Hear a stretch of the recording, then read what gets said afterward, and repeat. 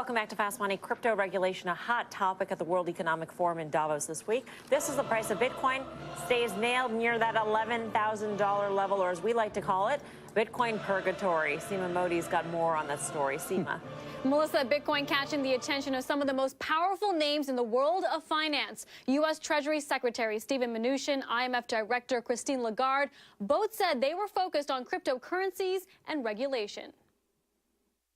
We want to make sure they're not used for illicit activities. So in the United States, our regulations, if you're a Bitcoin wallet, you're subject to the same regulations as a bank. I totally agree with what Stephen was saying about the fact that the anonymity, the lack of transparency, and the way in which it conceals and protects money laundering, financing of terrorism, and all sorts of dark trades is just unacceptable.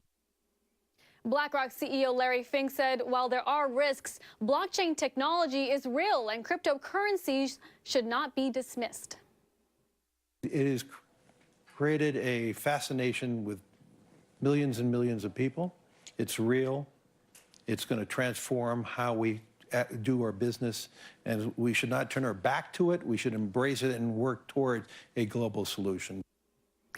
A coordinated global approach to regulating cryptocurrencies will likely be the central focus for government agencies in the coming months. China, South Korea have already announced they're cracking down on cryptos and banning ICOs, while the U.S. has been slow and calculated in its efforts to regulate this new market. Although just in the last month, SEC Commissioner Jay Clayton has been much more vocal on this topic, issuing a warning on virtual currencies and also writing last night that the SEC is, quote, devoting a significant portion of its resources to the initial coin offering market. Melissa, back to you. All right, Seema, thank you.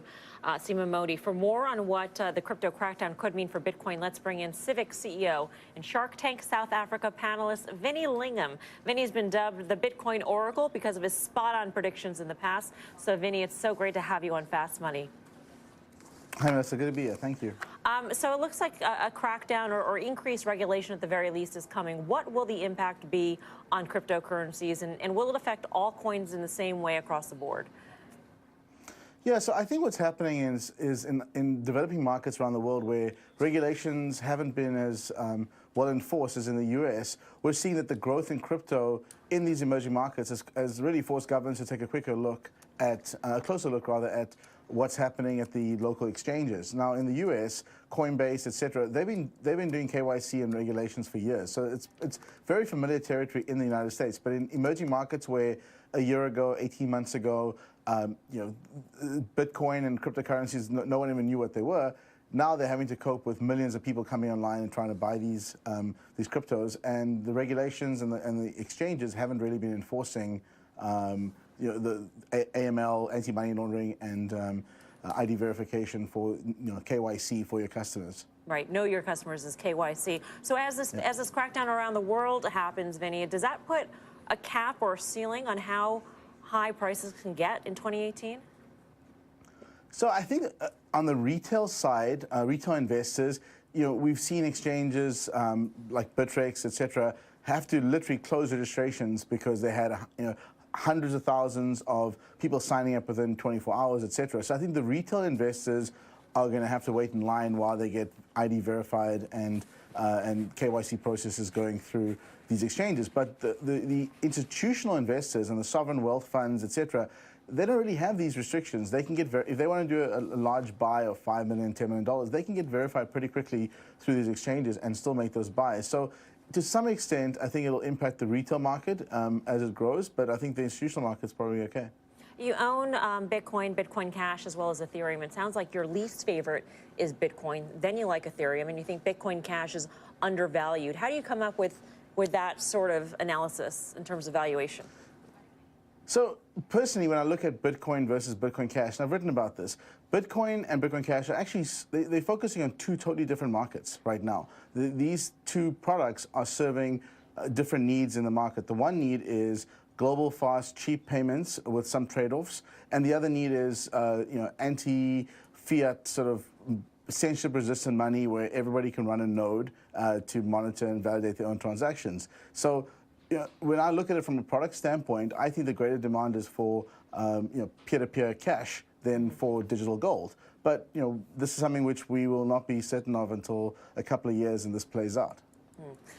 You don't own, it sounds like, you don't own some of the privacy coins like a Zcash or a Monero. Well, what do you think is in the pipeline for them in terms of regulation? I mean, if regulators are so concerned about the use of cryptocurrencies and criminal activities, do you think perhaps privacy coins might face harsher regulations or a harsher spotlight than some of the others? In some ways they should, but again, this is crypto. It's really hard to sort of clamp down on this because it's very easy for Bitcoin, Bitcoin Cash, and any crypto to become a privacy coin as well. So where does it start and where does it end? I think Monero and Zcash obviously front runners in that race, but it's something I don't think you can really stop. All right. Vinny, while we have you here, we've got to play a little buy, sell, or hodl. So I'll tell you the cryptocurrency, and you tell me what you're doing with it right now or how you feel about it. Bitcoin, buy, sell, or hodl? Hodl for me. All right. Now to Bitcoin Cash, buy, sell, or hodl? Buy. Buy. Okay, great. And Ethereum, buy, sell, or hodl? Hodl. And then lastly, to round it out, Litecoin, buy, sell, or hodl? Sell. Sell. Is that because Charlie Lee sold his position?